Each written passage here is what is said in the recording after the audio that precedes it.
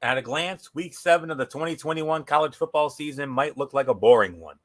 Six of the top 16 teams in the AP poll had the week off. In the lone showdown between undefeated teams, Georgia is favored by more than 3 touchdowns against Kentucky. If that SEC East clash goes according to design, there might not be a game worth watching from the 3:30 Eastern slate of kickoffs. Take a closer look, though, and it's not hard to see how this could be one of those boring weekends that goes off the rails. 5 ranked one-loss teams are playing on the road against opponents with winning records, including the number 13 Ole Miss at Tennessee contest, which might be the highest scoring college football game since the 74-72 7 overtime affair between Texas A&M and LSU 3 seasons ago. 4 undefeated teams on the road are either underdogs or favored by single digits. Even if Kentucky doesn't shock the world, there could be a few shakeups this weekend. Hello, friends, and welcome to this Week 7 edition of Strictly Sports College Football Thursday. I am your host, Anthony Floyer, and I am joined by good old MF Michael Fletcher. We might be awaiting the presence of Michael Bullock. I don't know if he comes in, we'll catch him up on what he missed. If not, then we'll hopefully have him back with us tomorrow night for a very special Friday edition of the NFL Saturday. But for right now, Week 7 of the college football season here and now, and another light docket. I believe we have like 16 or 17 games on the docket this week, so including 2 games that will both take place at the same time tomorrow night. But we'll go to the higher ranked team first, and we'll start it off with a game that will kick off tomorrow night at 10:30 over on ESPN. It'll be the number 9 Oregon Ducks back at home at Autzen Stadium in Eugene. They'll be hosting the Golden Bears of Cal. And this will be on ESPN. And on that call, it will be Beth Mowins, Kirk Morrison, maybe Dawn Davenport. I don't know. I'm working off a limited announcer sheet this week, so I just have Beth Mowins and Kirk Morrison for now. But they'll be on the call for that one tomorrow. And Oregon is opening up as a 13.5-point favorite. So with that being said, California might be the best team that has yet to defeat an FCS opponent. The Golden Bears took Washington to overtime and put up valiant fights against both Nevada and TCU. However, they haven't even beaten an unranked FBS opponent, let alone face a ranked one. Oregon has had 2 weeks to simmer after the loss to Stanford, and it will let out some frustration in this game. That'll be a nice change of pace for the Ducks, who have yet to convincingly beat anyone aside from Stony Brook. They should get it back here. 41-17, Oregon all over Cal tomorrow night. So not much more to say. That's Cal's pick. Yeah, no, and I truly believe that Oregon will bounce back. You know, they had a couple of weeks after that shocking loss to Stanford, and now I believe that, Oregon's back. They're back at home, so you kind of feel like this is gonna be an easy one for them. Even though Cal is gonna be a little bit of a nuisance, and there might be some trouble there. But I do believe they'll get the job done, and I do believe that Oregon will win this game pretty handily. So, Anthony, let's move on to the other Friday night special. Yes, and that'll be also at 10:30 tomorrow night. But it will be over on the CBS Sports Network. The number 24 San Diego State Aztecs on the road taking on the San Jose State Spartans from CEFCU Stadium. I assume that's probably in San Jose somewhere. This will be over on the CBS Sports Network, and on the call for that one, it'll be Rich Waltz and Aaron Taylor. And San Diego State opening up as a 9.5-point favorite. So MF, number 24, San Diego State, can they keep it rolling? I think they will. I think they'll find a way. They'll get the job done. Look, I think what they're trying to do is they're just trying to stay relevant. They're hoping for a team to trip up. They're hoping for somebody to go down, and then they're gonna need a few shakeups to make a run here at a New Year's Six bowl. Because obviously they're not looking at national championship. They're not looking at the playoff where a lot of teams are, but this is a team that's probably right now they're right now possibly on the outside looking in at a New Year's Day bowl, and that's a big deal. And you know what a big deal is. Even though you don't make New Year's Six, if you make a New Year's Day bowl, that's a humongous honor. There is the Outback Bowl that they used to have. There used to be, I remember the Citrus Bowl, or what they could now call the Capital One Bowl. That used to be played on New Year's Day. Now I don't know if it's still true, because nowadays NCAA's been switching things around and everything else, and bowls and everything else. But if you make a New Year's Day bowl, that used to be the pinnacle of your college football season if you make a New Year's Day bowl. So, San Diego State still got a lot of work to do. And they're going to need a lot of teams to trip up somewhere along the way. But I do believe they'll handle their business and they'll get the win over here. So, Anthony, it's yours. Taking care of the ball was a massive part of San Jose State's 7-0 regular season record in 2020. The Spartans only committed 5 turnovers and never more than 1 in the same game. This year has been a much different story for SJSU, which ranks second to last in the nation with a per-game turnover margin of minus 1.67. Against a strong SDSU defense that forces 1.8 turnovers a game and has yet to allow an opponent to rush for more than 70 yards, that seems like a colossal problem waiting to happen. Each of San Jose State's 3 losses, USC, Western Michigan, and Colorado State, has come by at least 18 points, and the Aztecs have a potent enough rushing attack to keep that trend going. San Diego State wins. My final score, 31-13. So not much more to say. Let's move on now to the Saturday slate, rather. And we got a lot of high noon games here. I believe we have 6 of them, if I've counted correctly. So, yeah, there's 6. And we're going to start it off with the now number 3 Cincinnati Bearcats at home at Nippert Stadium in Cincinnati. And they're going to be hosting the Knights of UCF. And this will be over on ABC. Bob Wischusen, MF's boy, Dan Orlovsky, and Chris Budden. They'll be there for that one. And Cincinnati is opening up as a 21.5-point favorite. No surprise there. So 3 weeks ago, this game might have concerned me. But since losing quarterback Dylan Gabriel to a broken collarbone, as well as several other key players to injury, UCF has been a shell of its former self. The Knights had gained at least 380 yards of total offense in 50 of their previous 52 games before Gabriel's injury, but they were held to 326 in a loss to Navy and 359 in a 20-16 win over East Carolina over the last 2 weeks. If you can't move the ball against Navy and East Carolina, you won't have much luck against Cincinnati's defense. Cincinnati keeps on rolling. 42-17. I got Cincinnati all over UCF. Not as much of a problem as before because of all the injuries. So there isn't much more to say.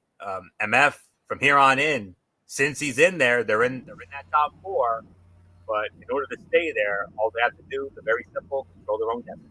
Yeah, they got to win out, and right now, the biggest hurdle that they had to go through was through Notre Dame, and they got through that one. Now they had to go against UCF, and UCF, like you said, normally the darlings of college football, and they like to be the Cinderella. And let me tell you, they would have, if they would have been if they would have had their full arsenal and all their guys were available without the injuries and everything else, this would be problems. They would have had some major trouble. They would have given a lot of headaches to Cincinnati. But key injuries, including their starting quarterback with the broken collarbone, that is a devastator for UCF. Now, what looked like was going to be an easy ride is what we thought was going to be maybe a tough game, maybe a game of the week level matchup. Not anymore. Cincinnati should win this one and win this going away. So, yeah, Anthony, I'm with you. Next game. Okay, so next up in the noon window, just want to make sure I have the number order correct because we go in numerical order. Oh, by the way, for any new viewers. All right, and it's only fitting that MF starts this one because it's from his conference, the Big Ten, and a good one here. And I believe it'll be over on FS1. The second of our 6 high noon games. It'll feature the now number 10 Michigan State Spartans on the road against the Indiana Hoosiers, Memorial Stadium, Bloomington, Indiana. And in this game, I believe it'll be over on FS1. Yep, that is correct. It is on FS1. Yep, I got it. And it will be Aaron Goldsmith and Brock Heward. And I believe Bruce Feldman works with them as well. So, but anyways, Michigan State opening up as a 4.5-point favorite. So with that being said, MF, Michigan State back in the top 10. Can they keep it going? And what I consider, you got to consider this a trap. Indiana's always a trap game, especially at Indiana. Yeah, but the thing is, Indiana's not good. Not this year. They're a shell of their own selves this time around. They got 2 wins. They're 2-3. But they're 0-2 already in the pack in the Big Ten. That is not good.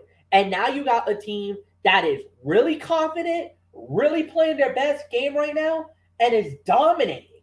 They're absolutely playing their best football right about right now. And Michigan State, who a lot of people thought was going to be an afterthought, nobody really considered them a major threat. Nobody thought that they were going to be any good.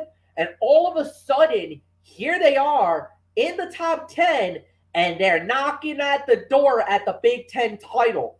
Them, Michigan, and Ohio State, and even you could even say Penn State, they are all lined up. If you look at this top 10, there's 3 top 10 teams back to back to back. That is unheard of in Big Ten history.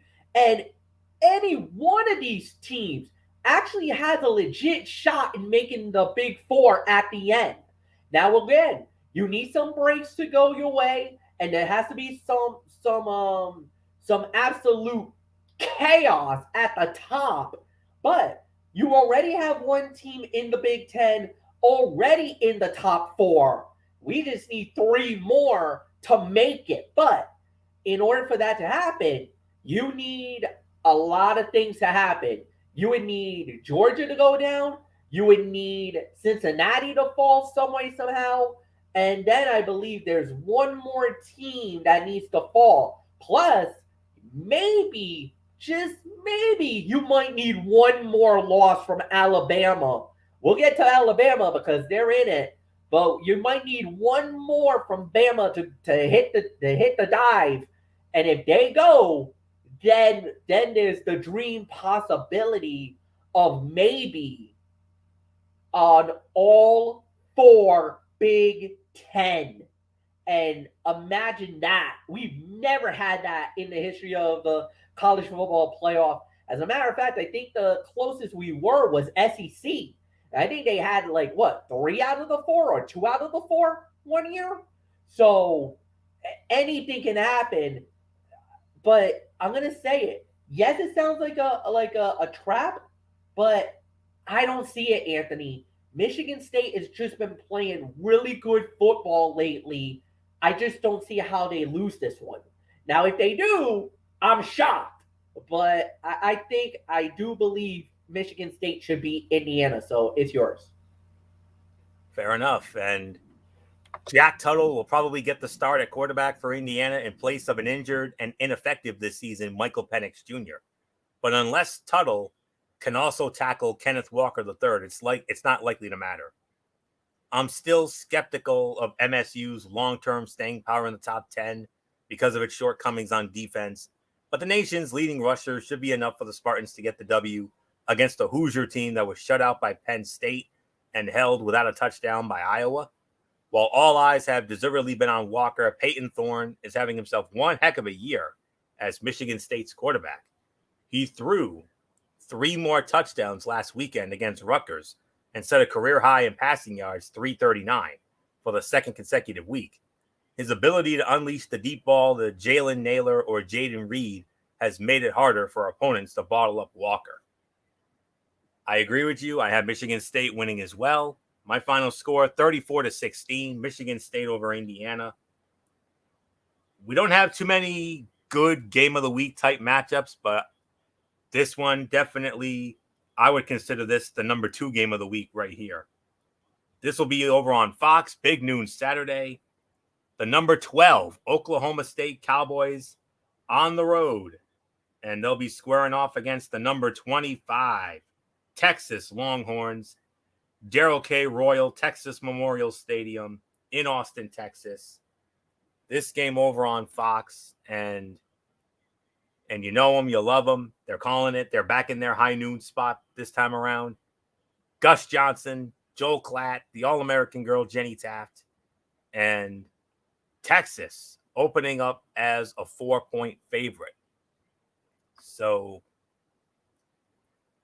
for the second consecutive year, Oklahoma State is one of the most surprising undefeated teams at roughly the midpoint of the season. And for the second straight year, Texas will hand the Cowboys their first loss. Mike Gundy's defense has been great, holding opponents to 18.6 points a game. But Oklahoma State has yet to face an offense like this one. And the Pokes, who haven't scored more than 31 points in a game this season, probably don't have the offensive prowess to keep up with what Bijan Robinson and Casey Thompson are getting ready to do.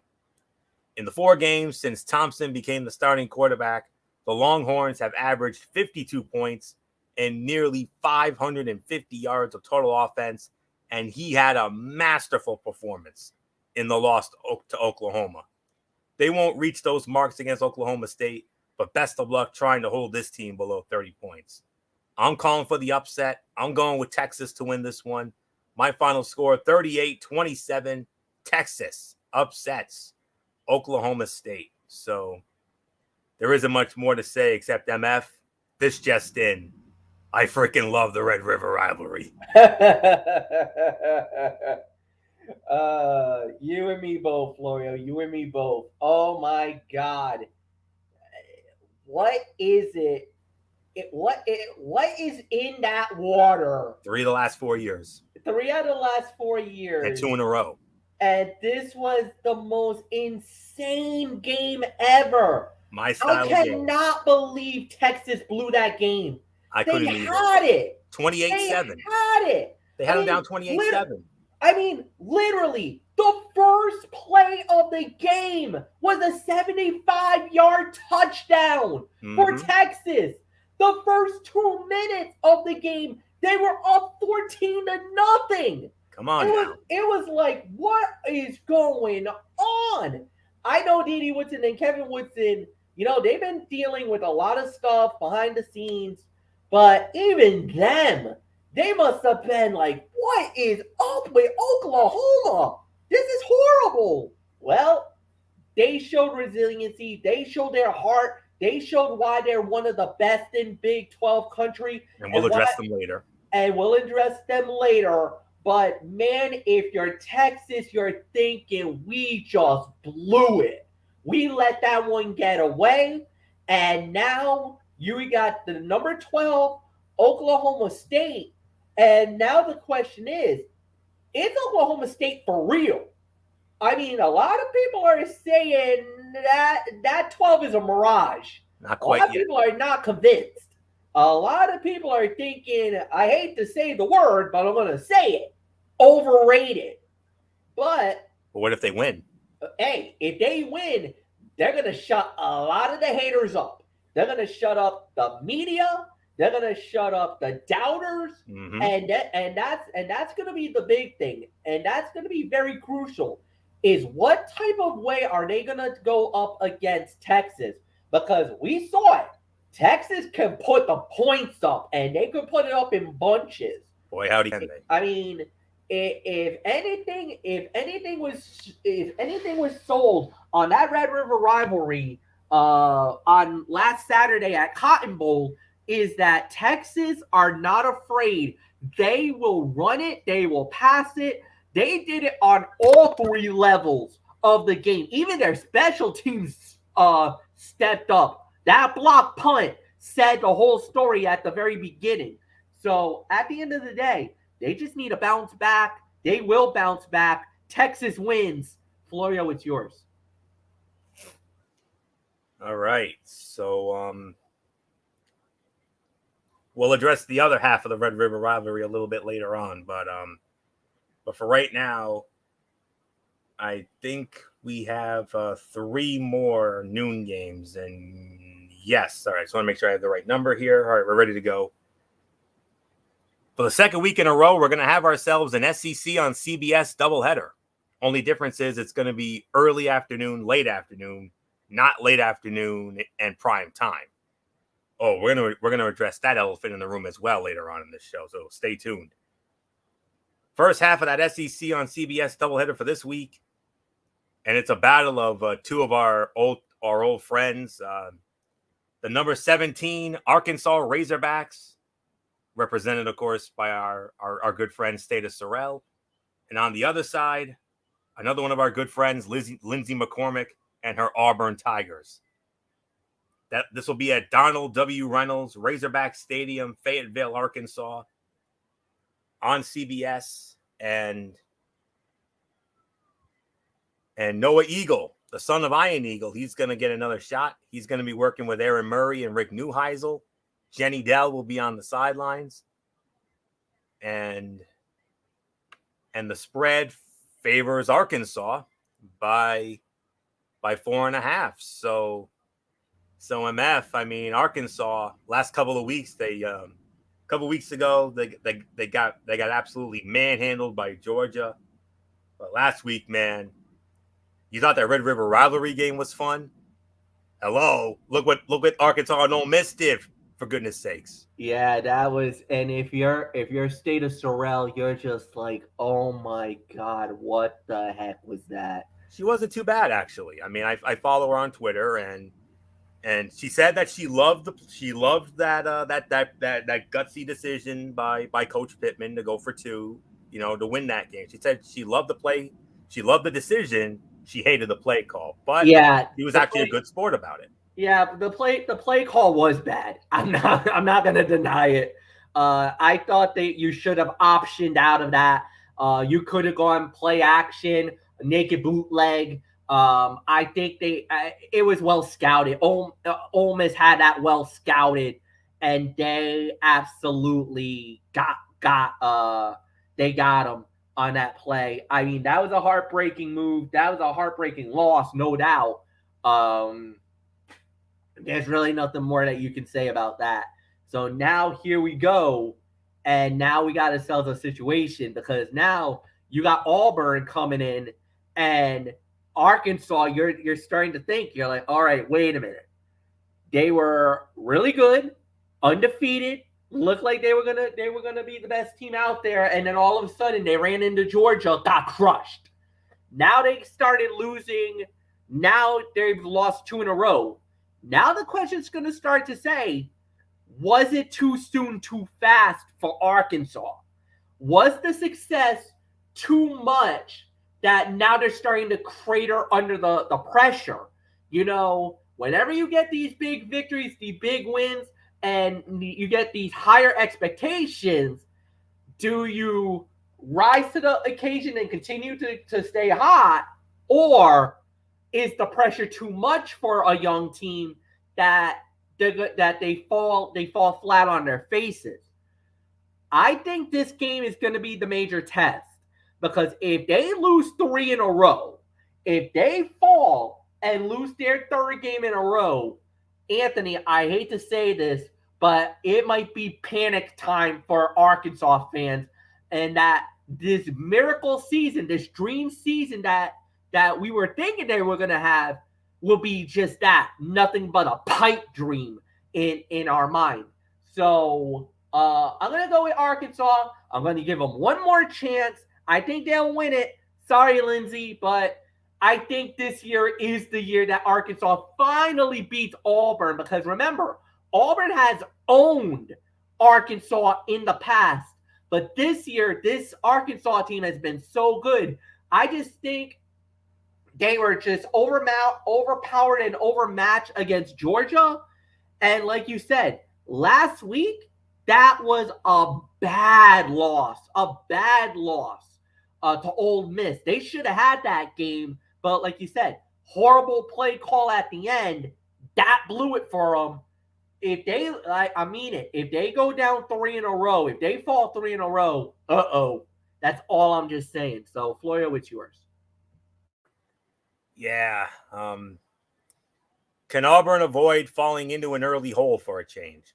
The Tigers were down 21-10 early in the third quarter against Penn State, trailed Georgia State 24-12 at halftime, had to rally from a 13-0 deficit against LSU, and never felt like a threat in their 34-10 loss to Georgia. The rushing attack that destroyed Akron and Alabama State through the first 2 weeks hasn't been there for the last month.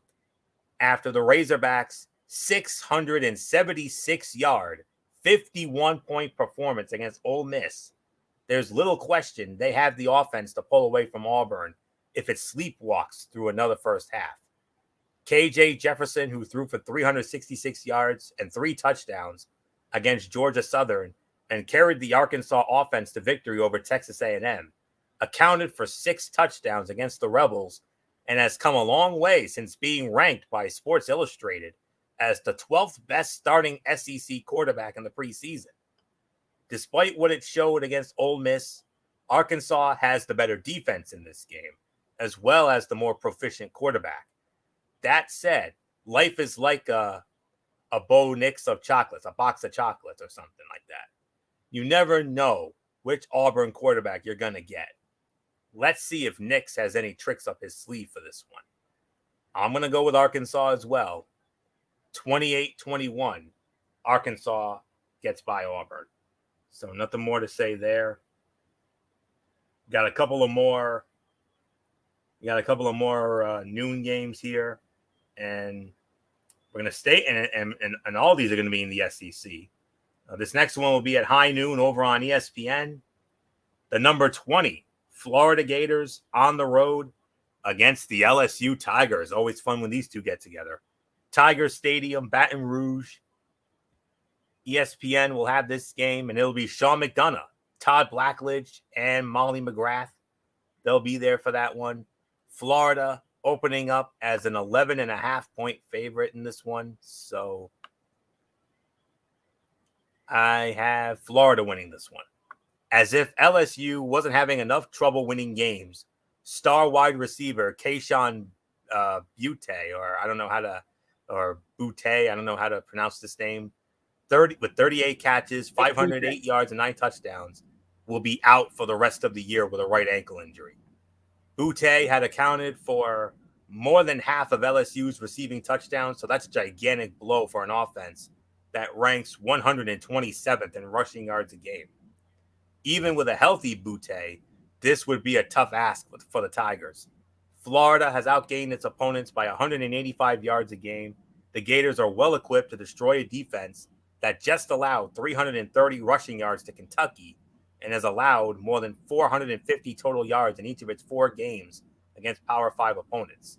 The question isn't, will Florida win?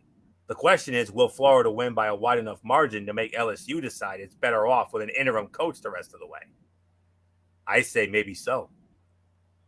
Florida wins, easy win, 41-17. Florida all over LSU. MF, how about it? Yeah, no, I'm sure with this here. Florida should win this one. They'll win this one going away, so there's really nothing more to add.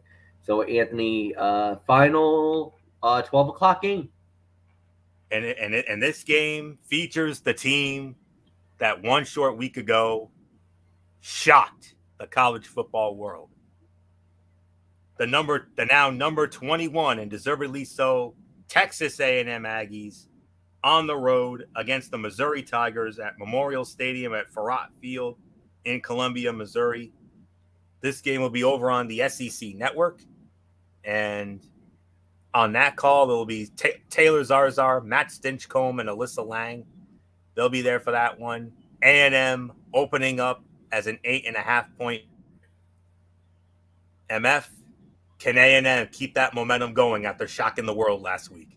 I don't know. I mean, normally an upset like this, you kind of are worried about a letdown the next game out. But A&M, I feel like, you know what, they got something to build off. And I do believe that this is a start of something really special. I mean, normally A&M games, you got to give them at least a couple of games to really see. We really now have to see A&M in action now. You know, when they knocked off Alabama, they needed it to play the perfect game, and they did. Now you got an opportunity. Now the spotlight's on you because normally the spotlight's always on Alabama, the next victim thing. You made them the victim. You victimized them by knocking them off the number one perch, and you knocked them out of the top 4. So now all eyes are on you. What do you do for an encore? What do you do to prove to the doubters that win last week was not a fluke? That we are legit, that we need to be taken, that we should not be taken lightly, and that the 12th man of Texas A&M is going to be a little bit of a thorn in the side of all the remaining teams in the top 25, and that needs to be respected. Because right now, you got our attention. When you knocked off the number one team in the nation, oh yeah, we all were watching when that happened. And we all were clamoring like, oh my God, they knocked them off. Now what do you do for an encore? Well, I think they'll do just fine. A&M will turn around and they will have Missouri. It's going to be a tough game because Missouri, always tough. But I do believe they'll get the job done. A&M will continue their hot streak and they will parlay off that upset of Alabama, and they will win on Saturday. Anthony, it's yours. Agreed. Has Texas A&M finally figured things out on offense, or was the win over Alabama a perfect storm of location, frustration, and motivation? We'll have to wait and see, but we know Missouri's defense is bad. In all 5 games played against FBS opponents, the Tigers have allowed at least 450 total yards and an average of 39.4 points. They have been dreadful against the run. Kentucky, Southeast Missouri State, Boston College, and Tennessee combined for 1,367 yards, 342 a game, 7 a carry, and 16 touchdowns over 4 consecutive games. Isaiah Spiller and Devon Achaney will likely both run wild in this one, while the Aggies' defense, 16.8 points allowed a game, should stop Connor Bazelak and Tyler Beatty at least a few times, or Beatty at least a few times. A&M wins. I agree with that. 38-27, A&M over Missouri. Keep that momentum going after the epic upset last week. So not much more to say. Now we're going to move on to the 3:30 slate of games, and we move on to what will be, without a doubt, far and away, in terms of rankings and whatnot, the game of the week. And it's the second half of the SEC on CBS doubleheader. The new number 1 team in all the land, the Maine and Georgia Bulldogs, back at home at Sanford Stadium, those infamous hedges in Athens. And they're going to be hosting the now number 11 Kentucky Wildcats. Brad Nessler, Gary Danielson, Jamie Erdahl, they will be in Athens for this one. And Georgia, like I said, opening up as a big favorite. They're opening up as a 21.5-point favorite. So, but yeah, it's going to be Georgia. I mean, a Kentucky road win over Georgia would be the most quote-unquote chef's kiss thing possible 7 weeks into a season that has been complete chaos. If the Wildcats win, they become the heavy favorite to win the SEC East.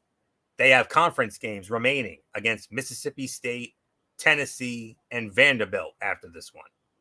Unless Tennessee can somehow go 4-0 against Ole Miss, Alabama, Kentucky, and Georgia to win a potential tiebreaker, Kentucky would only need to win 2 of those 3 games to clinch the division.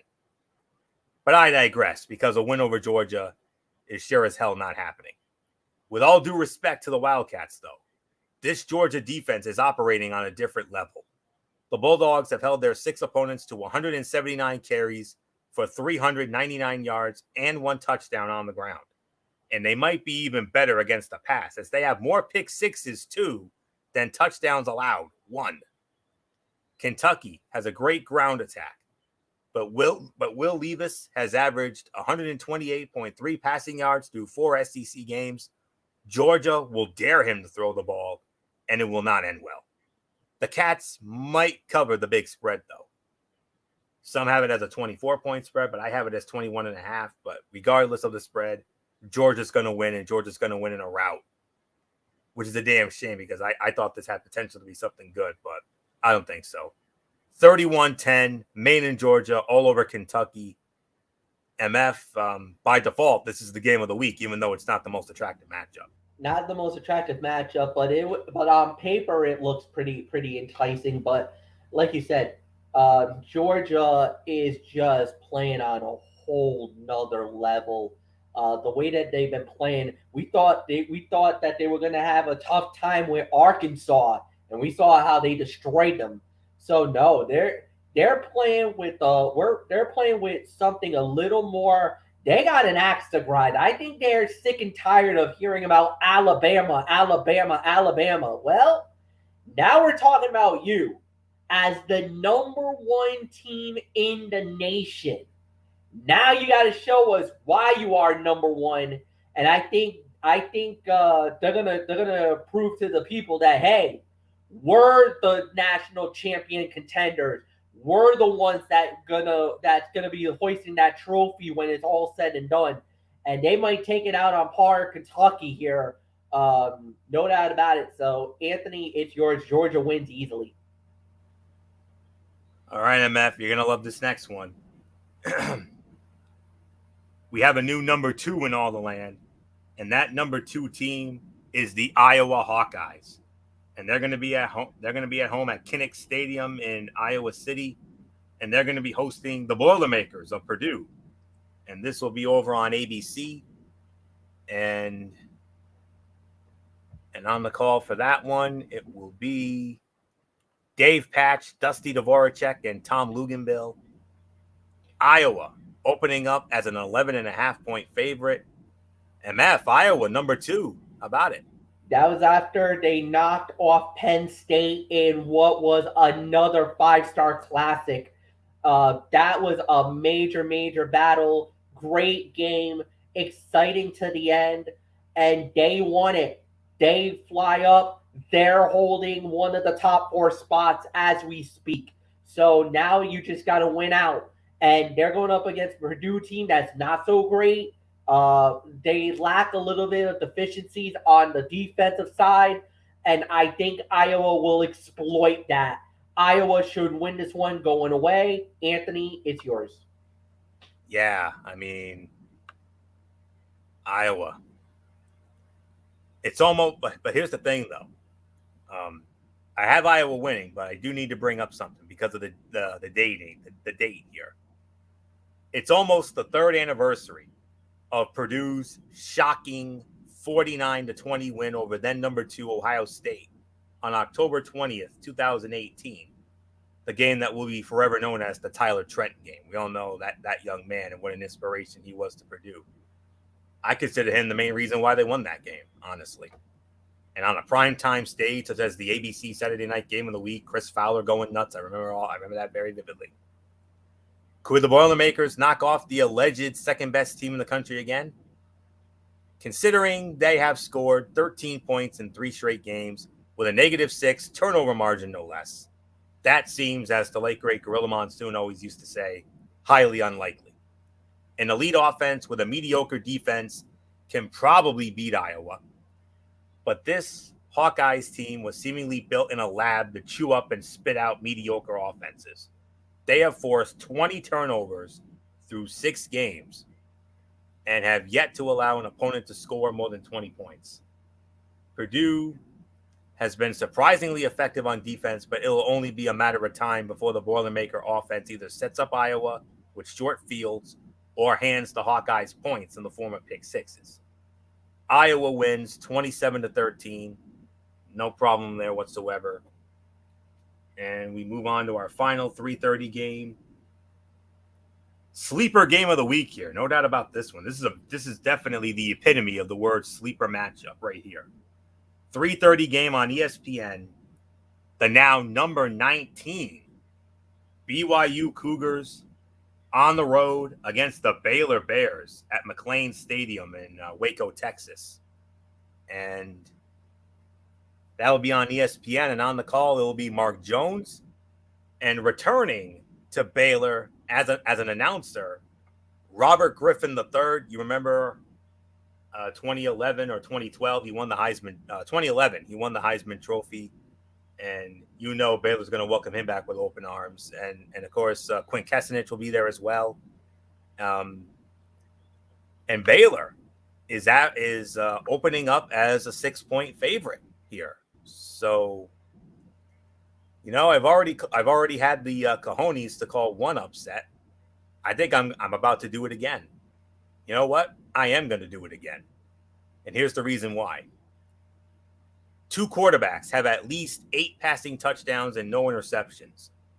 Heisman co-favorite Matt Corral, 12 passing, 8 rushing touchdowns.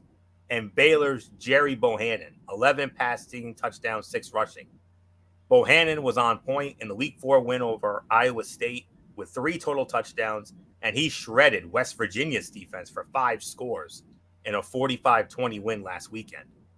Can he keep that going against the BYU defense that has allowed 4 passing touchdowns against 6 interceptions?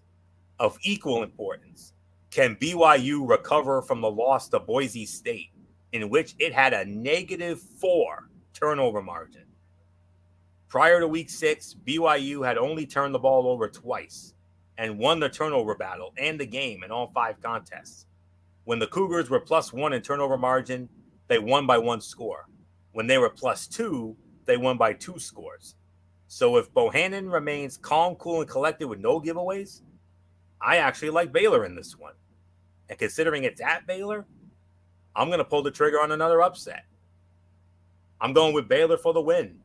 31-24. There isn't much more to say. MF, there's no question about it. When it comes to last week, the most disappointing loss of last week next to Bama, most definitely BYU losing at home to a Boise State team that hasn't been good in a long time.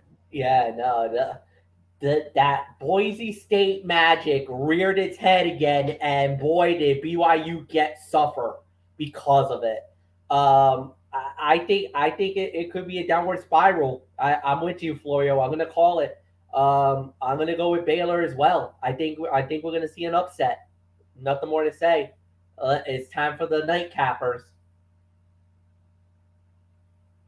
Yeah, and we're moving pretty good because we only have 5 games left, and 4 of them are in the primetime window, and 1 late night. But we have 1 7:00 kickoff, and this is going to be very interesting to see how this goes down. The now number 5 Alabama Crimson Tide back on the road. This time they'll be squaring off against the Bulldogs of Mississippi State at Davis Wade Stadium, Scott Field in Starkville, Mississippi, and this game will be over on ESPN. Joe Tessitore, Greg McElroy, and Katie George will be on the call for that one. And Bama opening up as a 17-point favorite. So there isn't much more to say. MF and the immortal, and this is in the immortal words of a funny moment from one of our favorite shows, Boy Meets World. Eric Matthews said this, when it comes to Mississippi State, the only thing I got to say to them is, oh, I don't envy them. No. You're going up against an Alabama that got embarrassed. You're going up against an Alabama that has been defeated. They were humbled. They were In the immortal words of, um, you know what? I gotta do it. In the immortal words of Ben Stein from Win Ben Stein's Money, I bow to your superiority. I am humbled. I am regretful. I hate you. Yo, take the money and get. That's literally what happened with Texas A&M. Uh, Basically, they were more than just intellectual equals. In this one, they were stunned, and people didn't think it was happening. But the thing was, it was the perfect storm. And now Bama, you know that week, this must have been a rough week in practice. Because you know Nick Saban, he probably used that as motivation for his boys to know that, hey, you're not invincible now. You've been defeated, and this is how you were beaten. And he probably put those photos and put that video and probably crammed that right into their heads. And I'm going to tell you, poor Mississippi State, because now you're going up against a very angry, very vicious Alabama squad. You thought it was bad when they were the number one team in the nation and the defending national champion, the next victim card. Imagine what they are like after being humbled and humiliated and no longer number one. Bama wins, going away. Florio, it's yours. Oh, yeah. In the immortal words of good old MF Michael Fletcher, they're going to be spitting kittens, and they're going to be coming with the tiki torches and the pitchforks. There's no doubt about that. They're going to be bringing all that to Starkville on Saturday night. It's hard to think of anything less desirable than being the first team Alabama faces after a loss. Mississippi State was in this same spot 2 years ago and got smoked 38-7. After losing the Iron Bowl in 2017, the Crimson Tide held Clemson to just 6 points in the Sugar Bowl. The time before that was in 2015, when they held Louisiana Monroe to 92 total yards. And the last time they lost to Texas A&M, 2012, they came back 7 days later with a 49-0 win over Western Carolina. Basically, the defense takes those losses personally and ensures it will not turn into a losing streak. It's not like the stars were aligning for Mississippi State prior to Alabama's loss to A&M. In Mike Leach's first game against the Crimson Tide, the air raid offense was held to 200 total yards and 0 points. The loss to the Aggies was shocking. A subsequent loss to the Bulldogs, God forbid, would be mind-blowing. Absolutely mind-blowing. Bama gets back on track. There's no question about this. 35-10, Bama all over Mississippi State. So, oh God, imagine if Alabama did lose. Whoa! If they would have lost, if they lose to Mississippi State. Oh, mercy. Oh my God! Oh boy! Yeah.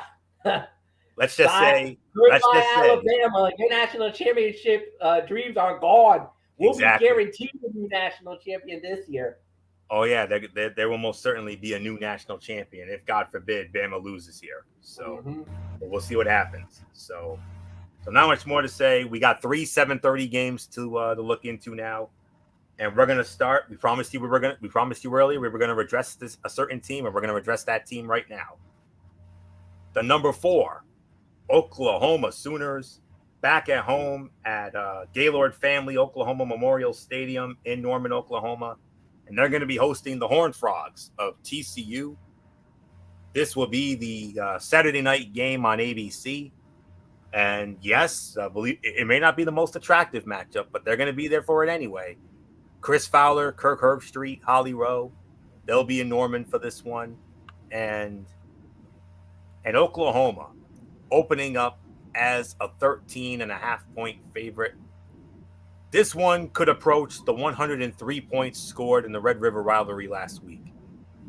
No one knows whether Spencer Rattler or Caleb Williams will get the start for Oklahoma, but the offense can score in bunches either way, particularly against a TCU defense that has allowed more than 400 yards and more than 30 points in all 4 games against FBS opponents. The Horned Frogs have some offense too, led by star running back Zach Evans, but Oklahoma's defense, aside from a 50-yard scamper on which Bijan Robinson stiff-armed the soul out of a would-be tackler, did a great job against Texas' rushing attack and is allowing just 91 rushing yards a game. To beat the Sooners, TCU will need a career day from Max Duggan. He has only once thrown for more than 276 yards in a game, which happened nearly 2 years ago against Texas Tech. Unless he accounts for 300 yards and at least 3 scores, this might be the rare case where Oklahoma wins comfortably. Even though TCU, I believe, will give them a game. They'll give them fits for a good 3 quarters, maybe even into the 4th. But at the end, I got the Sooners pulling away. 45-31, Oklahoma over TCU, Boomer Sooner. Not much more to say. I mean, MF, how in the bluest of blue hells did Oklahoma come back from that big deficit in the greatest Red River rivalry game I've ever seen? I think it's just because they just did not want to lose that game.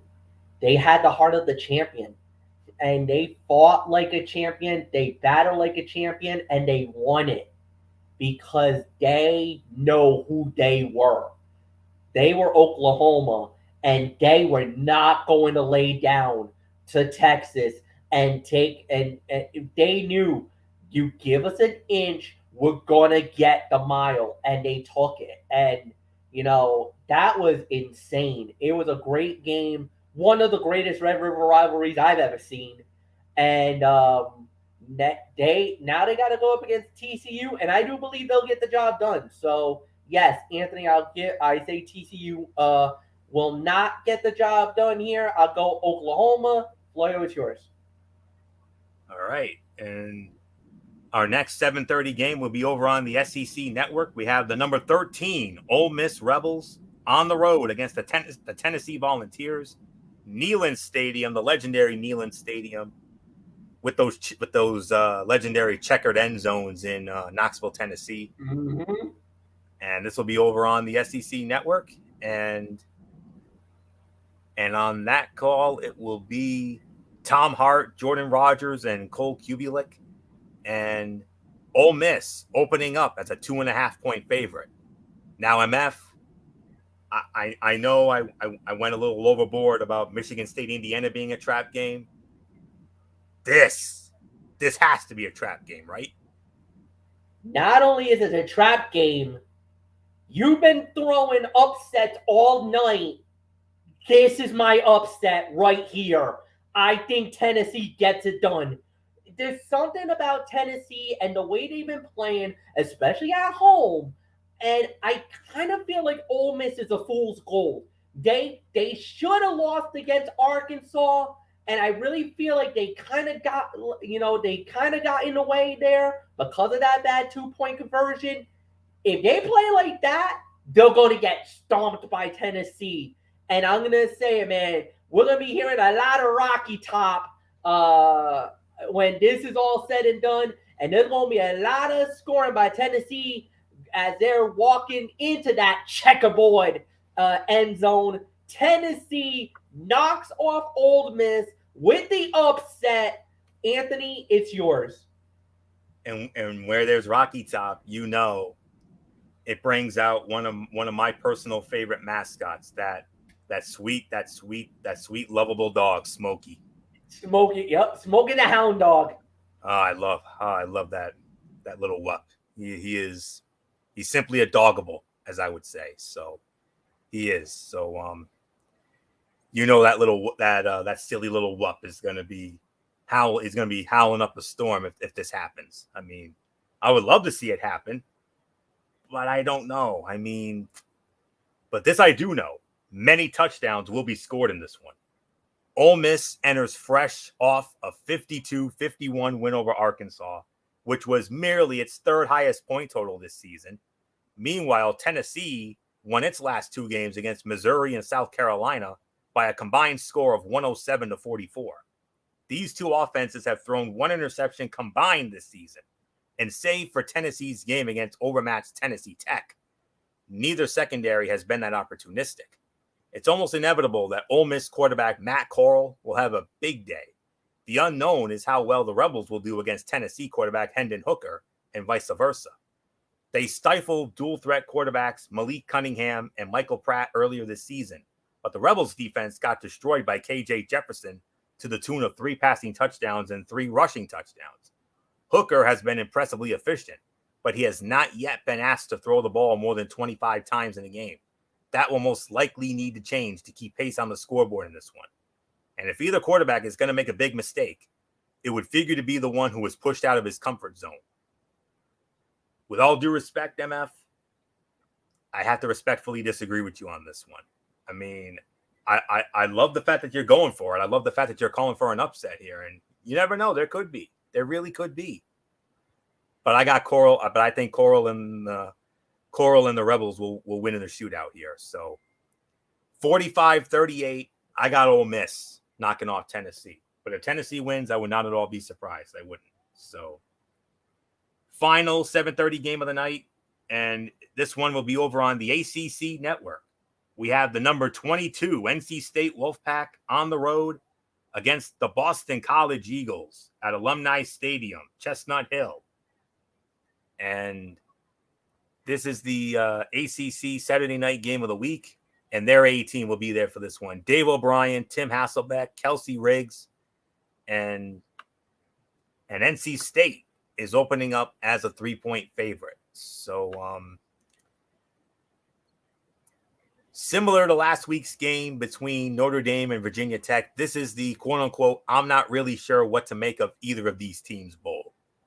I was ready to buy into NC State's defense after it held Clemson below 200 total yards in regulation in week 4. But then the Wolfpack gave up 480 yards in a close call against Louisiana Tech. Their front seven has been solid, but the secondary can be exploited by an above-average passing attack. The good news for NC State is that Boston College doesn't have one of those.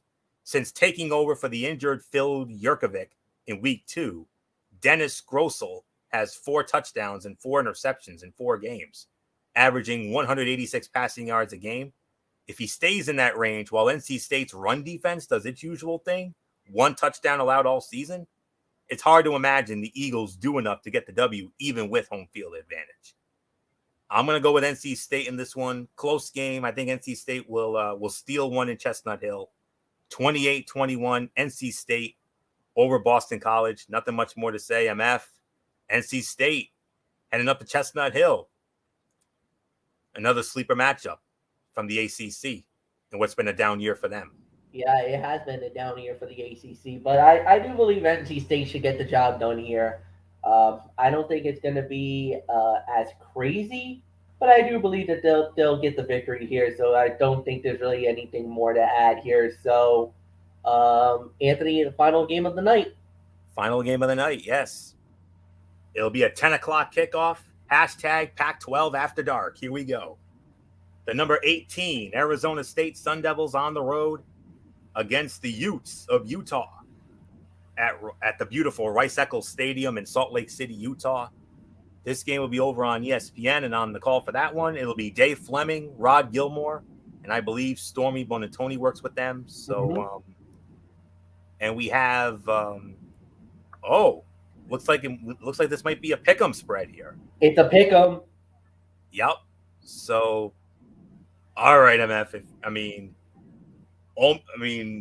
We just had a trap game with Ole Miss and Tennessee, but I think this might be the trap game right here for Arizona State because Utah, Rice-Eccles, not an easy place to win. Not an easy place to win, and I don't know. I hate to say this, but I got my doubts of Arizona State. I really do. I really have my doubts. I really don't know what to expect from them, and now they're going to Rice-Eccles against Utah. I don't like this. I really don't. You know what? I think this is gonna be an upset. I'm gonna pull the trigger. 2 out of the last 3. I'm gonna end it. I'm gonna go with Utah pulling off the upset. And it's a pick'em game. Normally, if it's a pick'em, that means even Vegas doesn't know what to do with this one. They got no call on this. So whenever they're pick'em, you go with the home. I'm going home. I'm going with the Utes. I think Utah wins it. Anthony, it's yours. Yeah. But like with the other upset special you have, I gotta respectfully disagree, and I'm gonna get into why.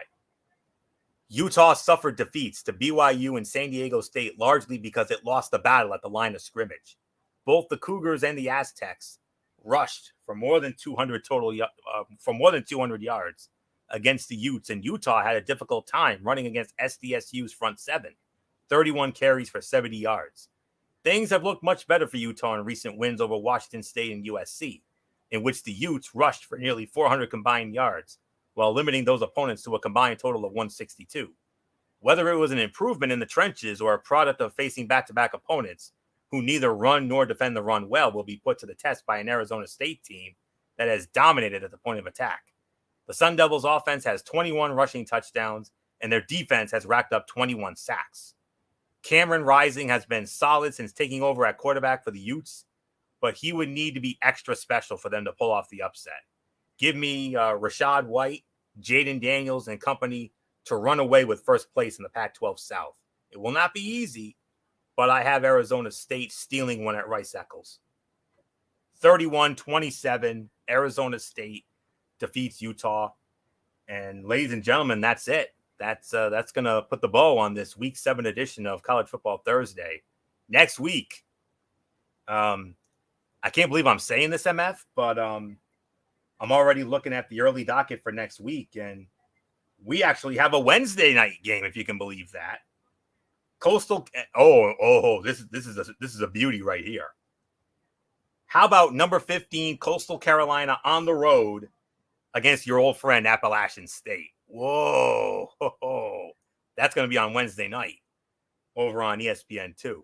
So, and then also next week, looking at some of the action for next week. Well, might be a little more of the same next week, if I'm going to be honest with you, even though I do see some good games, a few good games here and there. How about Wake Forest against the Army? Wake Forest and Army, that could be a good one. NC State against the U, that could be good. Cincinnati against the Navy.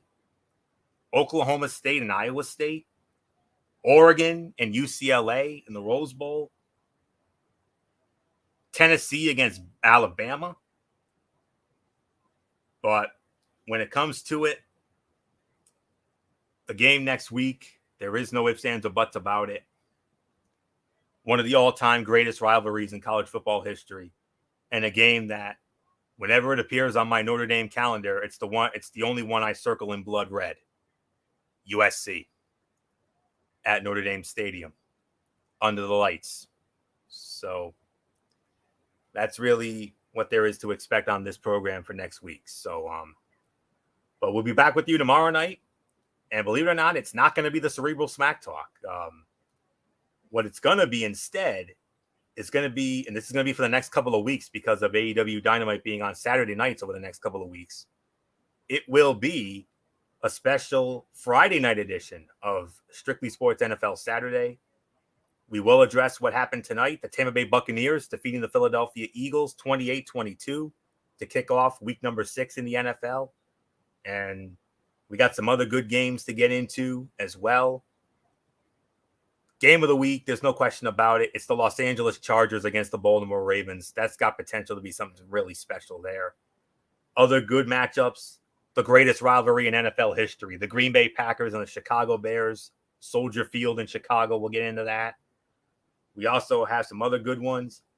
And we got the game that I am personally calling the Derek Ferrera Bowl. And heck, Derek Ferrera even admitted he's actually going to be in attendance for this game, for real. The Dallas Cowboys and the New England Patriots. And I'll get into that with you behind the scenes, MF, when we're done here. And also on tap, the Arizona Cardinals against the Cleveland Browns. There's your sleeper game of the week right there. And then from there, Monday Night Football, another sexy matchup, the Buffalo Bills against the Tennessee Titans. So we'll get into all that tomorrow night. Saturday night, that's going to be a very special edition of the Wrestling Forum. And NXT 2.0 may not have been, it may have been another show, but we had a big nuke at the end of it. And you best believe we're going to address that. We'll also get into the supersized Friday Night SmackDown, 2.5-hour show tomorrow night. So book your DVRs wisely. And then from there, AEW Rampage, and then the special Saturday night edition of AEW Dynamite, right around 10:30 Saturday night for that show. And then Monday night, we do it all again, Ridiculously Raw. And then right back here for the Week 8 edition of College Football Thursday. And we'll address the Appalachian, the Coastal Carolina Appalachian State Wednesday night games. So that's it. So until tomorrow night for a special NFL Friday, Anthony Florio here for Good Old MF, Michael Fletcher, and in spirit, Michael Bullock, Dede Woodson, and of course, always and forever, the Yankee Messiah 401, the aforementioned Derek Ferrera. You know the routine, everybody. Thumbs up. Talk to you later. Yeah. Throw it up Fortune Forest style. Bye for now, my friends. God bless. Be good to each other. Have a blessed Friday. And until tomorrow night for NFL Friday, you've been watching Week 7 of Strictly Sports College Football Thursday right here on the Tone 25 on YouTube and StreamYard.com. For everybody who's been a part of this one, for now, Anthony Florio, so long. Bye, everybody. Bye.